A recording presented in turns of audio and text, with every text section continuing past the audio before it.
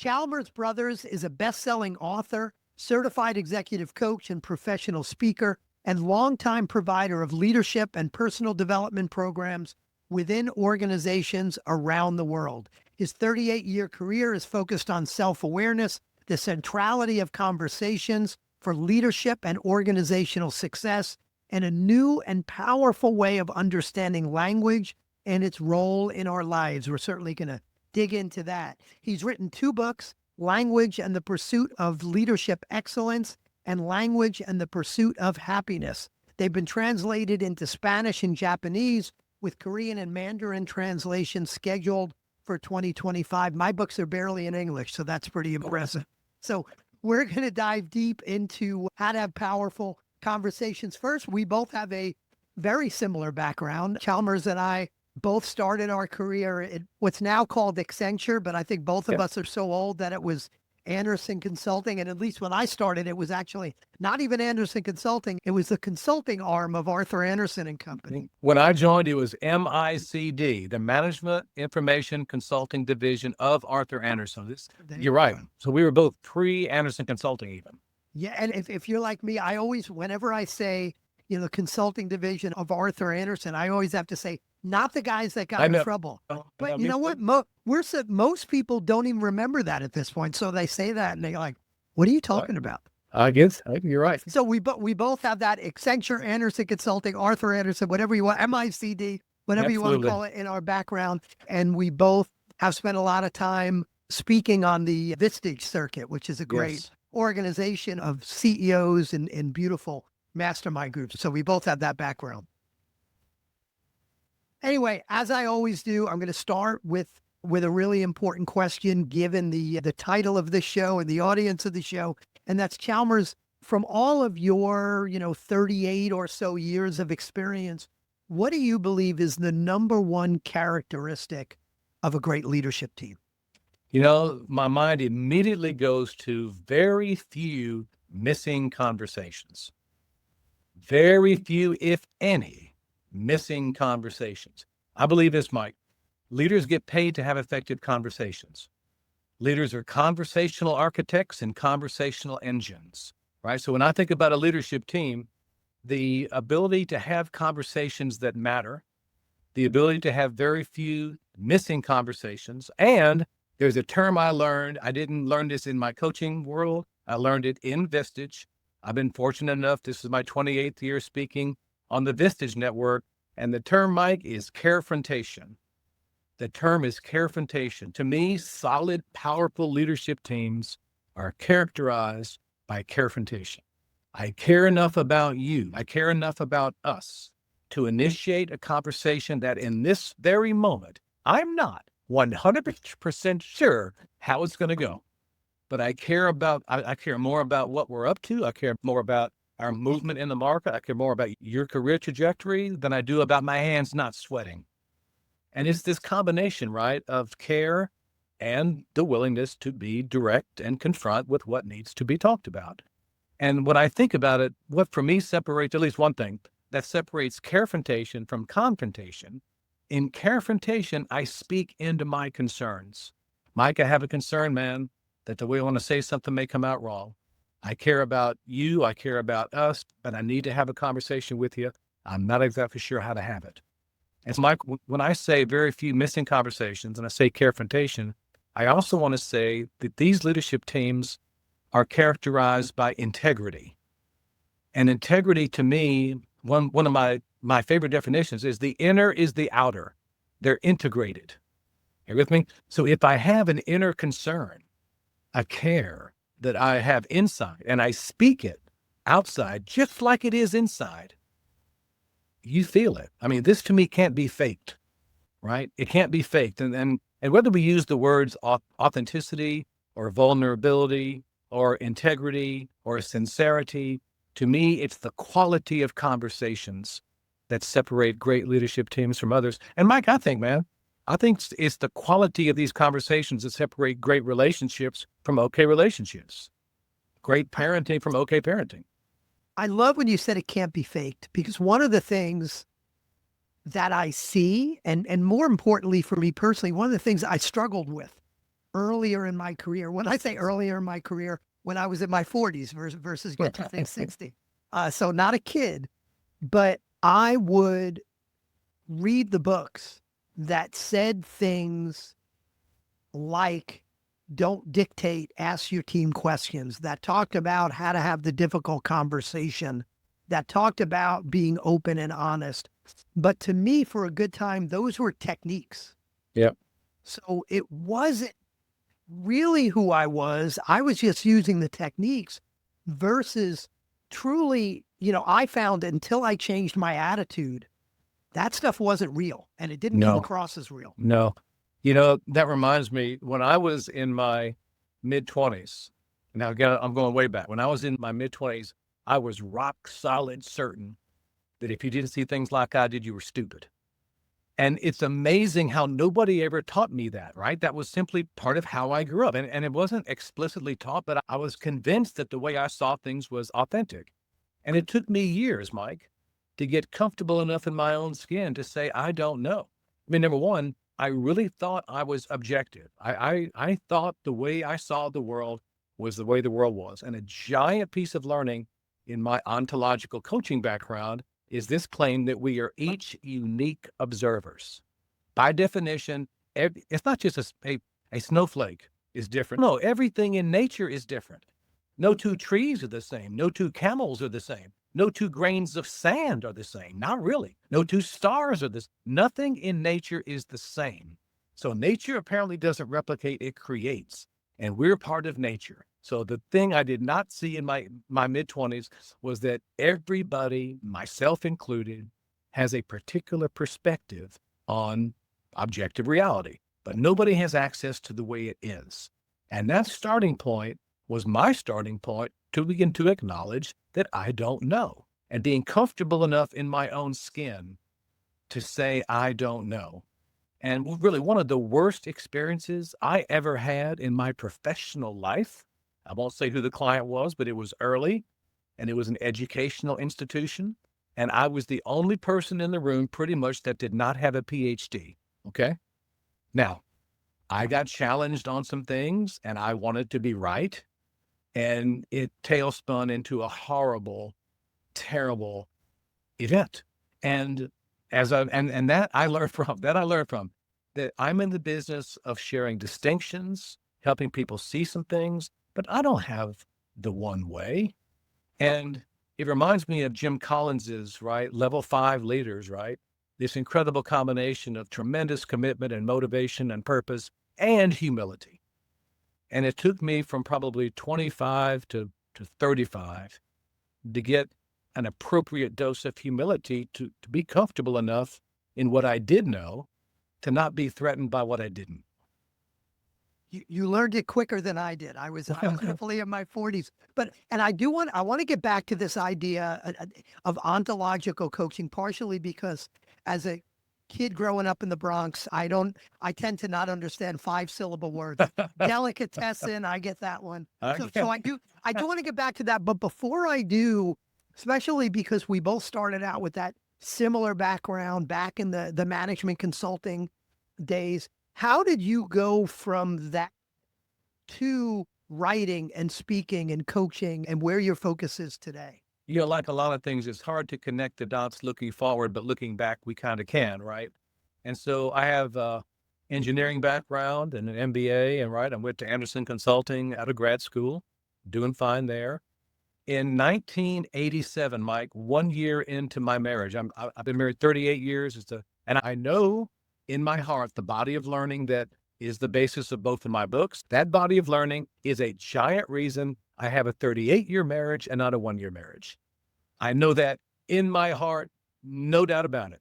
And so long story short, my wife and I, some friends of ours, we were in New Orleans, some friends of ours went to a workshop in Baton Rouge and would not be quiet. They simply would not be quiet. You guys got to go. You guys got to go. You guys got to go.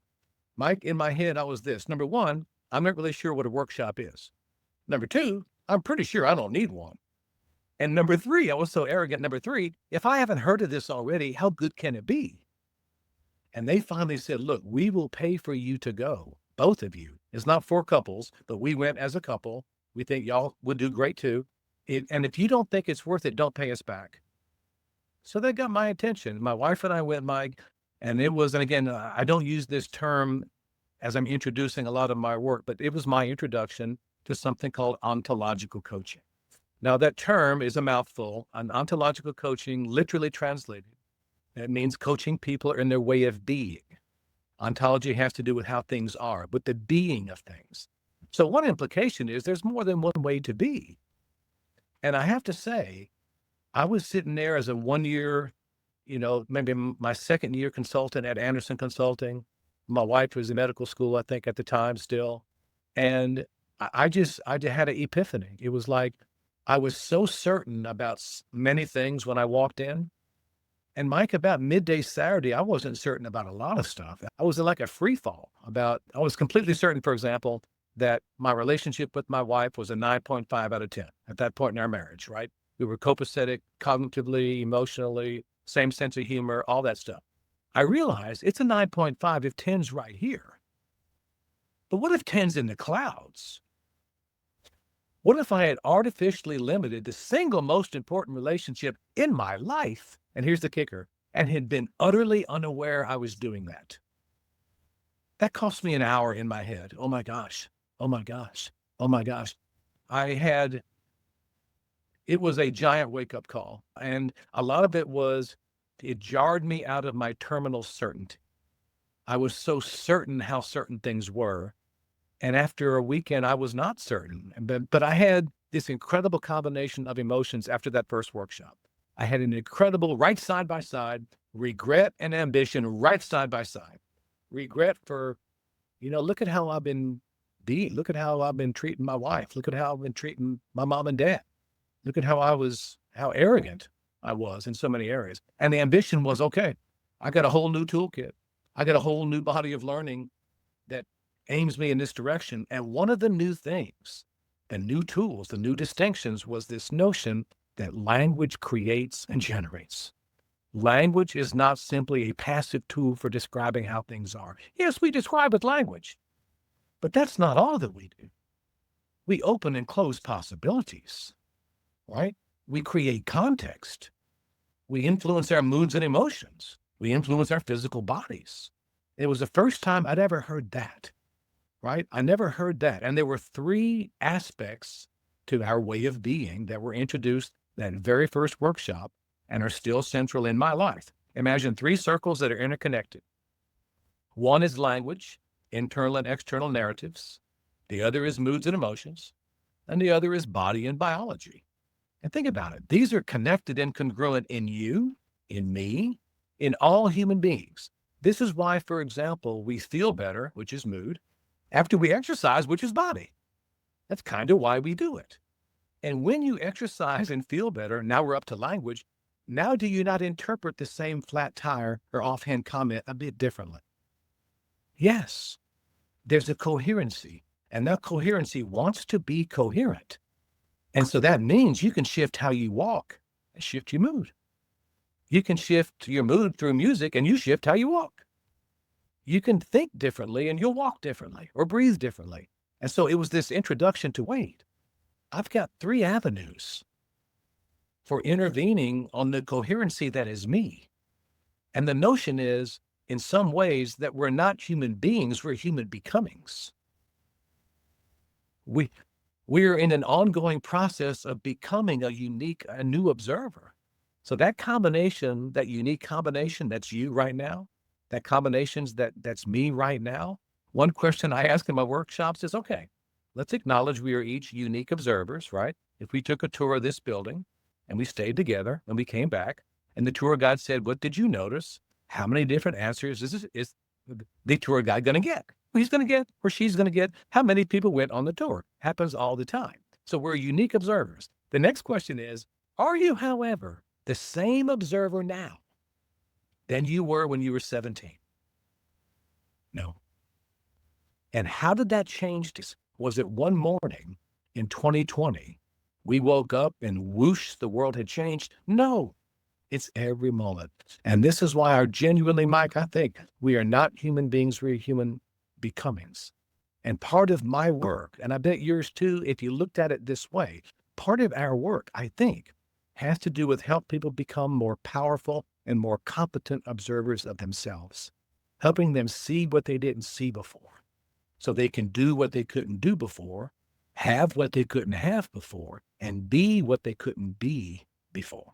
Let's take this and relate it to the leader that's a part of a team or the Yeah. leader that has a team. And one of the things I know when I was researching some of your materials, you say leadership and management are primarily conversational competencies. Let's take what you're Yes. talking about on this way of being and the three different areas of that. Sure. Relate that to what does that mean that leadership and management are primarily conversational competencies? This is wonderful. One of the things I do in all of my workshops, like I have a longer program, but I also have a half-day program. I have more than that on the Vistage circuit, but my main program on Vistage, right, is called Leadership, Conversations, and Results. So one of the activities I do right out of the gate with my Vistage clients and my corporate clients, and they're all in a room, I have on a piece of paper, I say, look, okay, as a leader, what do you get paid to do? What do you get paid to do? And I said, look, everybody here does 10,000 things. Of the 10,000 things you currently do right now, as your job as a leader at whatever level you are, what would you say right now are the most important one or two or three things right now that you say you get paid to do as a leader?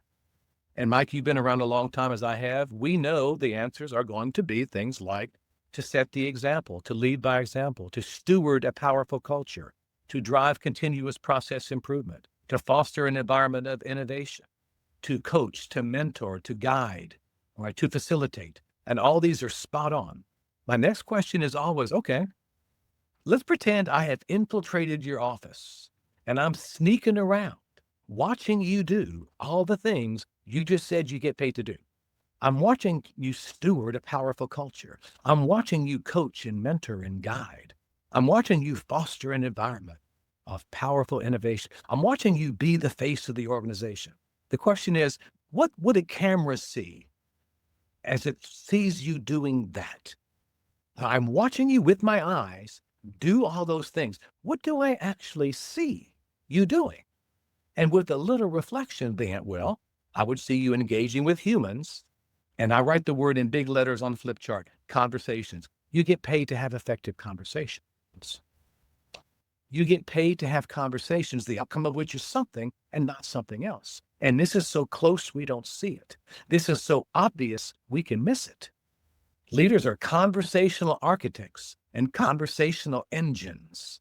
Because the question is, can you be a strong leader, strong, without the ability to lift 100 pounds over your head? Yes, it's a metaphor. Right. You can be a powerful leader from a wheelchair.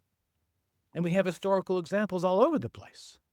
So it's this notion that when we actually look at what leadership is, leaders don't get paid to hang sheetrock, to lay bricks, to fly helicopters, to install landscaping, to take people fishing. No, leaders get paid to mentor, coach, guide, lead, manage, facilitate, all of which happens in language. All of which happens in language. So when we think about these conversations, what are some of the mistakes you see in how leaders engage in these conversations or prepare for these conversations? There's a couple things at a larger level in terms of mistakes or preparation. I like to frame it with this claim or with this tee up. Pretend you're a consultant and you're brought in to diagnose performance inside a company. And you spend a month there learning and interviewing and all this stuff. And you come and you have a final report for senior leaders. And what you tell them is, you know what?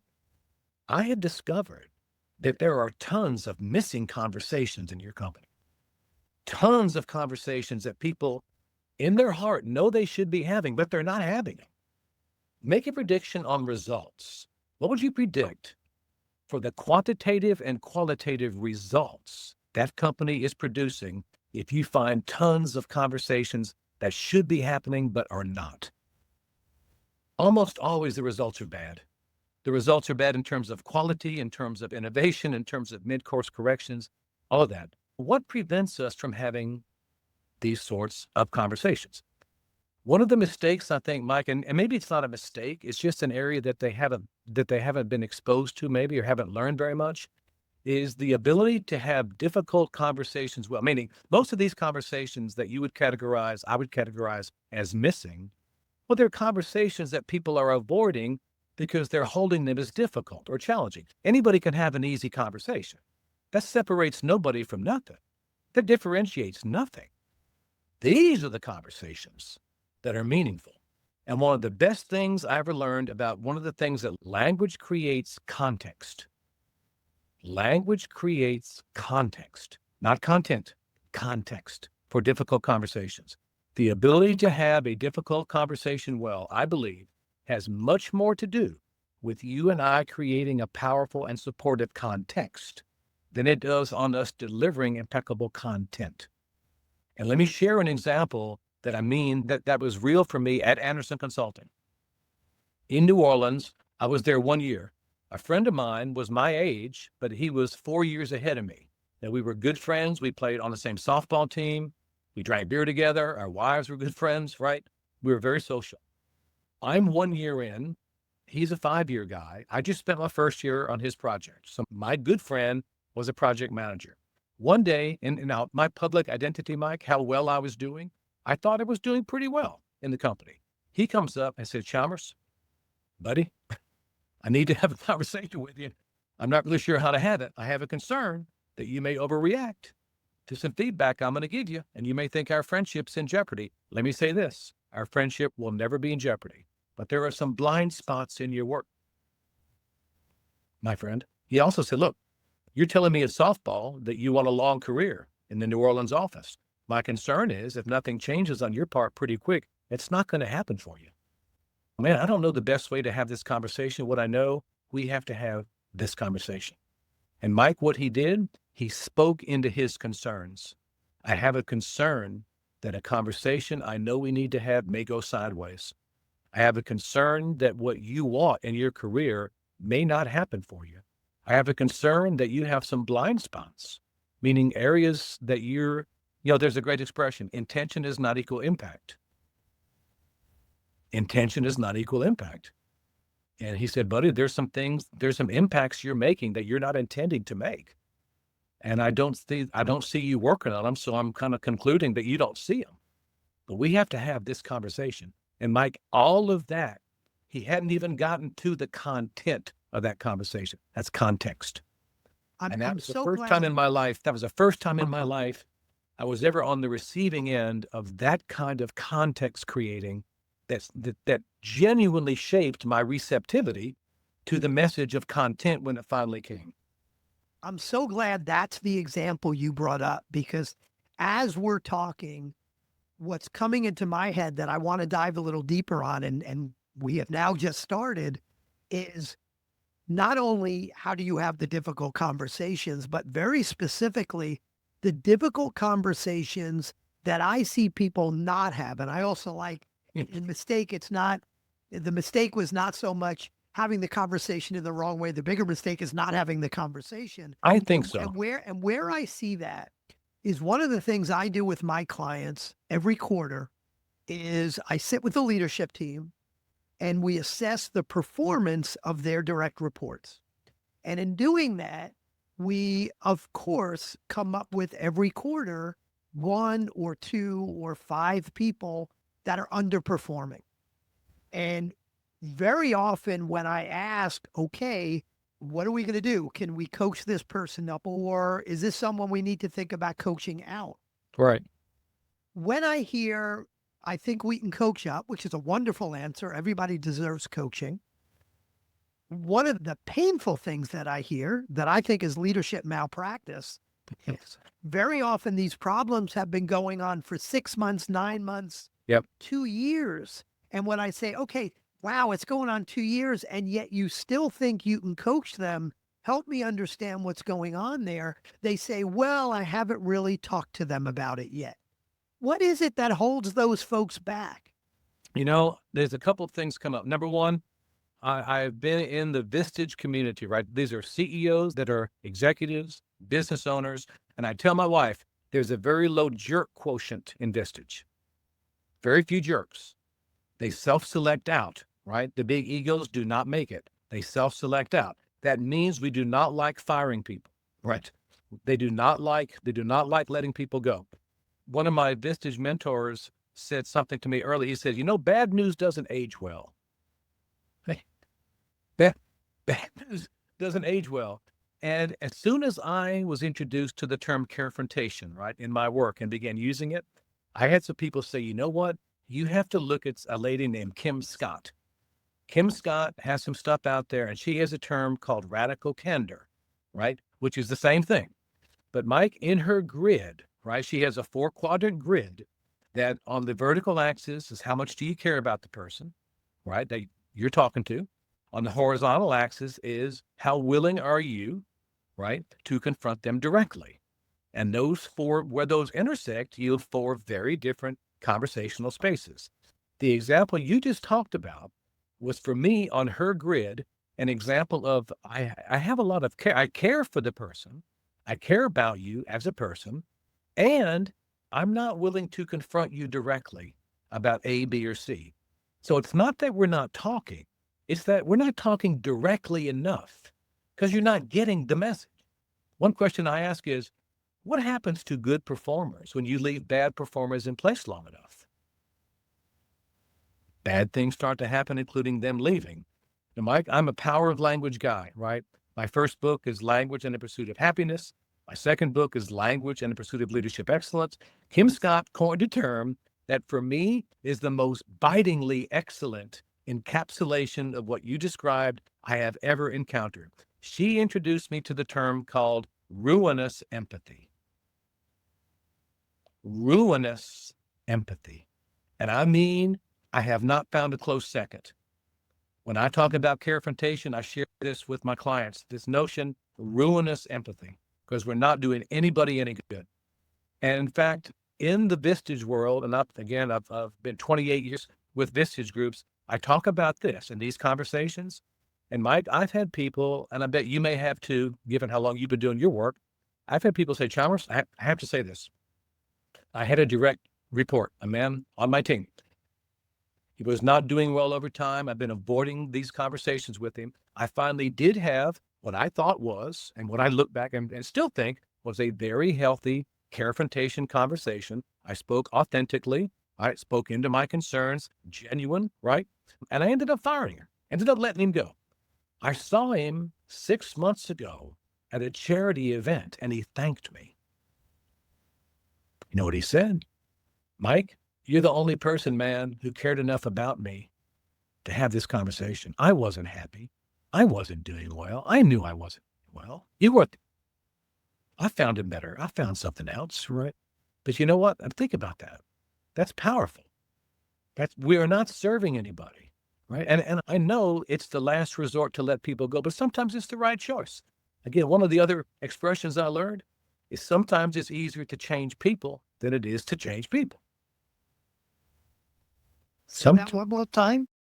Sometimes it's easier to change people than it is to change people. Right?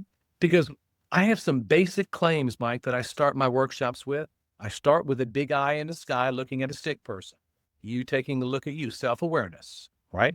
So ultimately, all of the stuff I do, ultimately, what I want to do is help you become a more powerful and a more competent observer of yourself.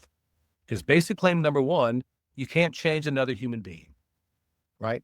You can change yourself, but you can't change what you don't notice. You can't change what you don't see. Another of my basic claims is we are always at choice. We human beings, we always have choices, no matter what.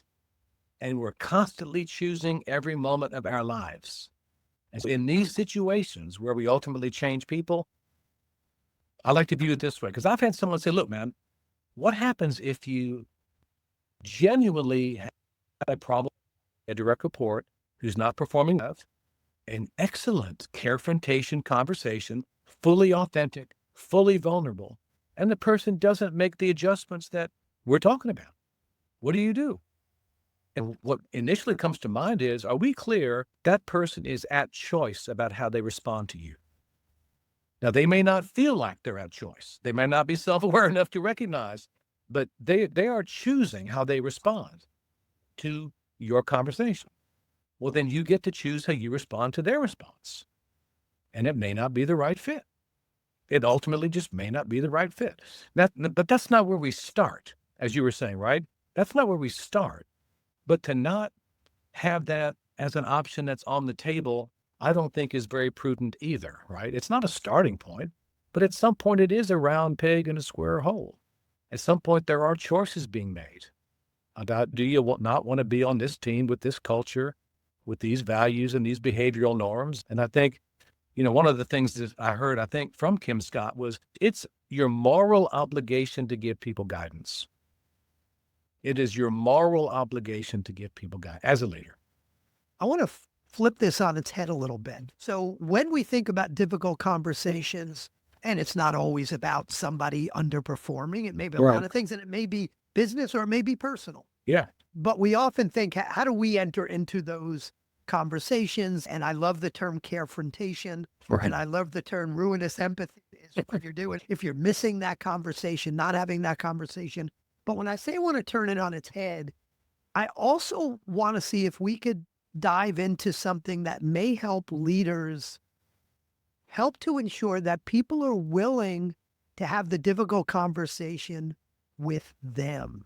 That if I am a CEO and there's someone on my senior leadership team that sees me doing something that's hurting the team, or there's someone on my leadership team that disagrees with a decision that I've made, I've seen leaders that through their attitude and through their behavior are very easy to confront on those things, and therefore their team confronts them.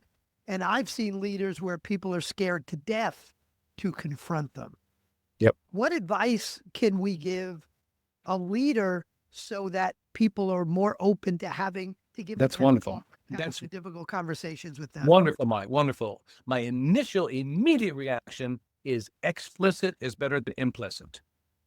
Almost all the people that I've known in positions of leadership in organizations have some history of understanding that upward feedback to leaders can be dangerous in some way, shape, or form. That either you heard a story, you had it yourself, you experienced it with your dad. It doesn't matter, right? I mean, this goes way back to authority in our lives, in our personal lives, at work. So number one, if leaders want to hear from their direct reports, my experience is almost 100% of the time, they're going to have to explicitly say this. They're going to have to explicitly request this feedback, because almost never by them saying nothing is the unspoken assumption going to be it's okay that they won't.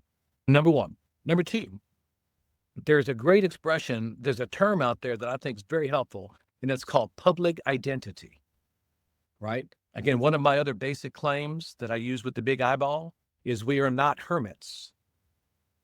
We are already interdependent. We already live and work with and through communities of other human beings, already. At work, in our families, in my Rotary Club, church and civic, we are not hermits. So the term is public identity, meaning how you show up for other people, how other people perceive you, right? So the claim is this: the world, one question, is it possible that the way you see you is not exactly the way others see you? Yes. In fact, it's virtually guaranteed. It's not right, it's not wrong, it's not good, it's not bad, it just is. So now we get to ask another couple questions. Number one, do you know, as a leader, how you're being perceived by the most important, in this case, professional constituencies in your life? And is that what you want? Because, Mike, the claim is this: the world does not interact with who you think you are. The world does not interact with your personal private conversation about yourself. The world interacts with what it sees. And you can be aware of that or not. And so now we have a term called blind spot, and we have a term called bull in a china shop. Right. So the bull in China shop, going through my day, going through my life as a leader, I leaving behind a wake of upset people, diminished opportunities, closed doors. I sleep gloriously well at night, blissfully unaware of the damage I've done. Gloriously unaware of the relationships I've shut down, the communication channels that are now turned off, the opportunities that are now diminished. And yet I wonder why nobody wants to sit by me on the couch. Right? This notion, public identity. One of my teachers said, Chalmers, if you want to know something about yourself, ask somebody else. Ask somebody else. And y'all, with this kind of feedback, a powerful distinction rides to the rescue. Being truthful with a little t is not the same as claiming to have the truth with a big T. This is crucial. Being truthful with a little t is not the same as claiming to have the truth with a big T. So one Vistage example, right? You and I speak to these Vistage groups. Is it possible that you and I do a Vistage program and everybody in the group is truthful with the feedback that we get, and we get 20 different feedbacks? Is that possible? Absolutely. Absolutely. Happens all the time. By the way, for me, it's 20 different ways of saying how wonderful I am. I agree. I like 20 that. different things. I like that. And so what's going on is everybody in the room is being honest, is being truthful with how they perceive you, right? Being truthful. Based on what? Based on their standards, based on their values, based on their mood at the time, based on their life experiences, right? And like what I say is this, look, I give you permission to tell me how I show up for you, right? I give you permission because I need that. My public identity is at stake. But with respect, I do not give you permission to tell me how I am, because you don't know how I am, but you do know how I show up for you. And Mike, this distinction between giving people permission to tell us how they perceive us is not giving them permission to define who we are. And that separation, right, that has helped me greatly in receiving and giving feedback. Because one more caveat, just because a leader's direct reports feedback about them, right, just because if they're truthful and they give the leader, this is how they are perceived, just because that feedback isn't the truth with a capital T, doesn't mean it may not be useful. So it's not the truth, but if 18 out of 20 say I'm rude, I need to pay attention to that because my public identity is at stake. And those are the conversations, I think, that having some new distinctions, right? The distinction public identity can help here. The distinction truthful is not the same as the truth can help here in these conversations. It reminds me of something I do. There's an exercise I do with leaders called the peer accountability exercise, where they go around and give each other feedback. Here's something you do that helps the team that I want to thank you for. Here's something you do that I really wish you'd work on because it helps the team. And one of the things I teach leaders, and I start with the CEO, getting feedback, because I want the CEO to model it for the rest of the group, right, is when they get feedback, they could ask a question if they don't understand it. But if they understand it, not agree with it, if they understand it, their only response is thank you. Yeah, perfect. And I say, look, you're not thanking the other person because you agree with them or even that you're going to act on what they're telling you. You're thanking them for being open and honest. You're thanking them for caring enough. You're thanking them for being passionate enough about the business and about you, for telling you what they're observing. What do you call that? I love that. I call it the peer accountability exercise. It's fantastic. I've heard of something very similar called start, stop, continue. And it sounds right. Because what's key is, like, I love what you said, just because I get the feedback from you, number one, I don't have to agree with it to thank you for it. And number two, I'm not agreeing right now to do anything about it in this moment, but I am agreeing to talk about it. I am agreeing to have a conversation about it, but because I don't know what your feedback's going to be, so I'm not agreeing ahead of time to implement. But I love that. And think about, and this I think is so consistent with, again, the way Jim Collins calls a level 5 leader, right? Where I'm comfortable enough in my own skin to know what I know, but I also am okay not knowing. I mean, the there are aspects of, obviously, no human being knows everything. We don't know how we're being perceived. We don't know how other people see us. And I really like the term blind spot. I think blind spots do exist. And I think most of the coaching, right, when we think about the coaching leaders give to their direct reports and their teams and their peers, for that matter, I think a lot of that coaching is to help people address blind spots, things that they just don't see, right? Intention is not equal impact. Because I believe that most people don't wake up in the morning, oh, let's see, how can I self-sabotage and limit my career today? We don't, right? We get up in the morning and we do the best we can based on the observer we are, right? Based on what we see and how we see it. But these conversations, what you've pointed to, right? Having the peer accountability conversation, think how different it would be to not have those conversations. Leaders are conversational architects. They created that, right? Let's create a conversational space where we have this kind of interaction. And it's yet another way that language creates, right? It creates a new awareness. It creates new energy for action. And what you're helping me to realize is, it's one of my favorite exercises that I do with leadership teams. And you're helping me in thinking about the value it adds. I know the value it adds. That's why I love the exercise.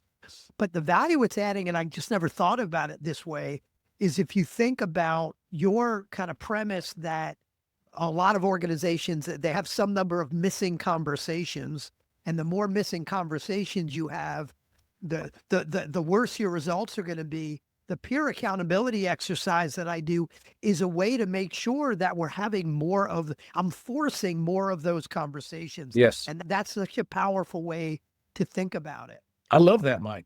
I love that. And as you said that, one question I like to ask in this context is, okay, everybody has a public identity. Who is responsible for your public identity?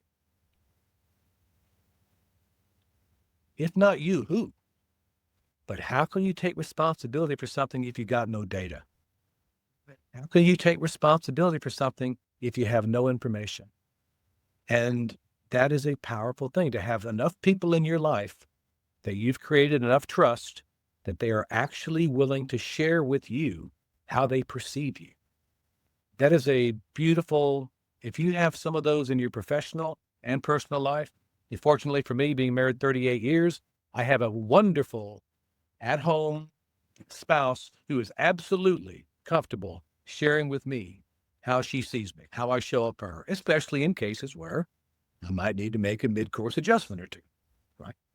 But to have somebody in your life, that's a valuable thing. To have somebody professionally and personally, or more than one person at work, right? But I like what you said. I think if leaders are going to do that, they have to model it. They have to do it. They have to be the example.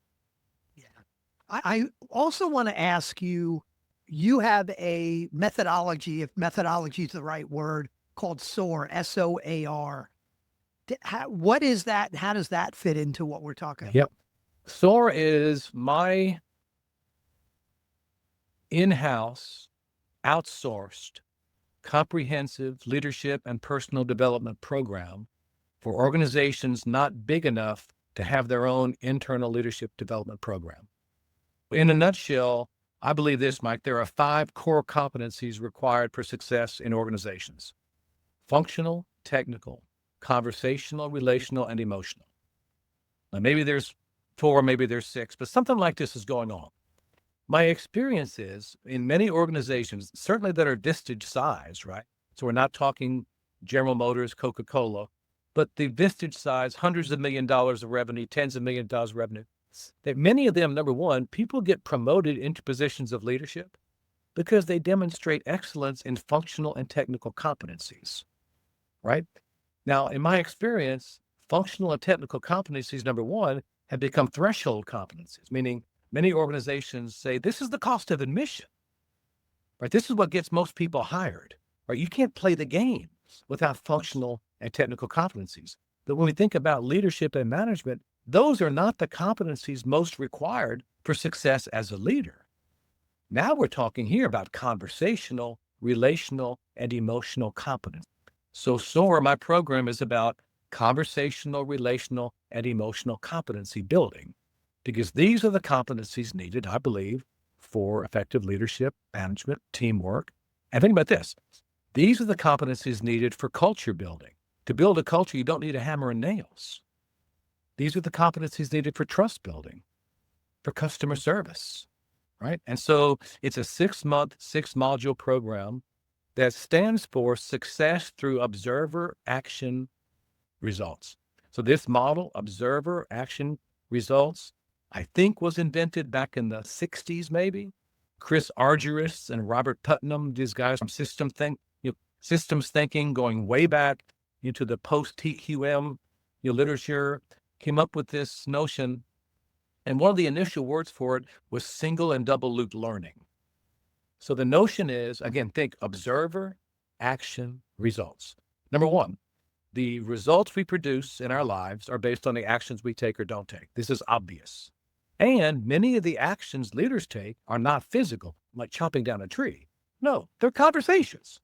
So actions equals conversations, and results equals quantitative and qualitative outcomes. A quantitative result called execution and productivity, and a qualitative result called culture, right? Levels of trust and cohesion. The notion is we take action and produce results. Sometimes we produce positive results, in which case, hooray, head on down the road. We're going to do these actions again because they worked. Sometimes we produce negative results, of course, in which case single loop learning or first order learning, you draw an arrow from results back to actions, which means take another action and do it again. Take another action and do it again. So what's the definition of a crazy person? Doing the same thing over and over again, expecting a different result. First order learning is you don't do that. You take another action.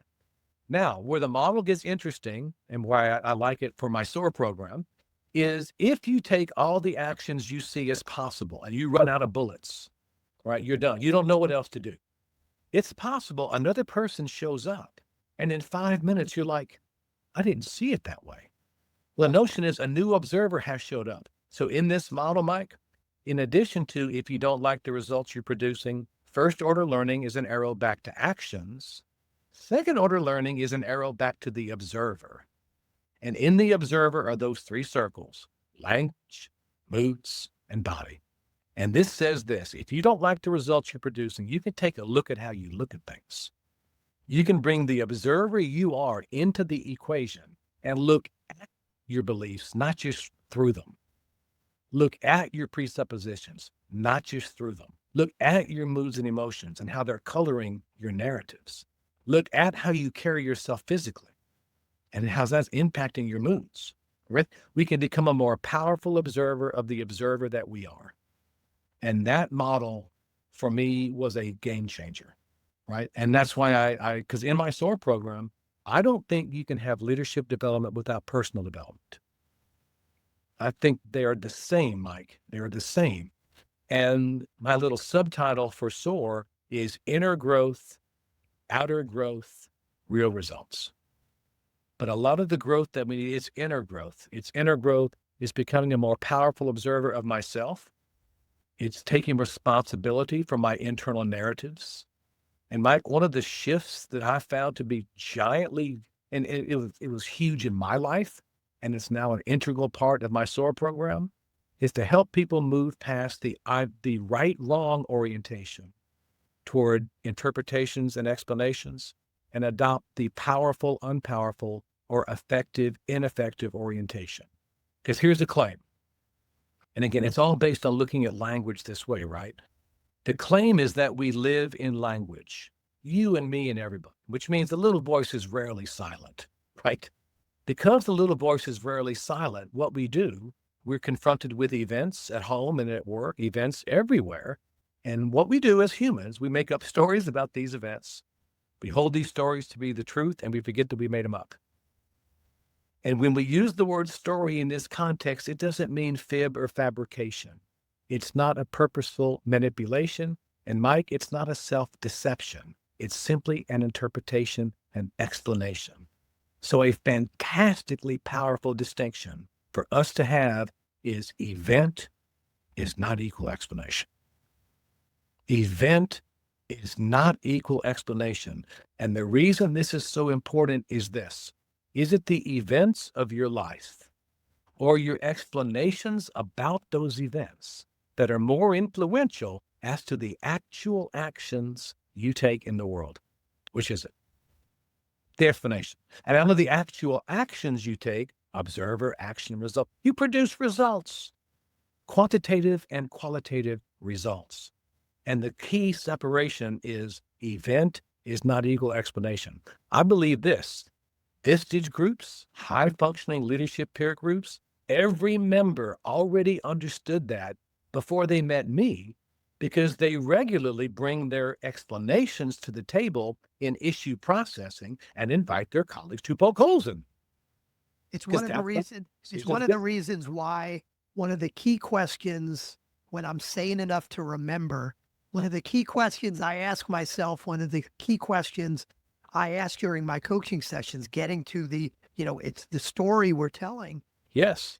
To ask yourself the question, when there's a situation that's frustrating you, or you can't figure it out, or how could this person do that, is to ask the question, what else could this mean? Perfect. Because we give it meaning and we think it's the meaning. We think it's your words. We think it's the capital T truth. Right. When no, it's just our truth in the moment based on the story we're telling. Yes. So this is beautiful stuff. So Chalmers, if people want to find out more about your SOAR program or anything else you do to help leaders and help your clients, where should they go? Wonderful. Thank you for asking. My website is my name, chalmersbrothers.com. My email address is info, I-N-F-O, @ChalmersBrothers. I can be reached there. I'm starting to be more active as of this month on a YouTube channel. I'm going to have very short videos. And Mike, I'm going to ask, I may send you a link if you'll help me kind of spread the word on that. Absolutely. It'll be I've had the channel for years, but have done very little with it, almost nothing with it. So I'm now making a new commitment in 25 to be more active in short videos. And I would love to work with organizations of all sizes. I mean, this isn't just my job. This is my particular passion in life. I believe our organizations need this body of learning. I believe our families need this. I believe our societies need this, right? This notion of being aware that we are each unique observers, necessarily seeing and interpreting based on all the things that make us who we are. And that's the starting point, hopefully, for living and working together well. Beautiful. Well, Chalmers, I always say, if you want a great company, you need a great leadership team. Thanks so much for helping us get there today. It's a giant pleasure. Thanks for the opportunity. It's been great to know you. Same here.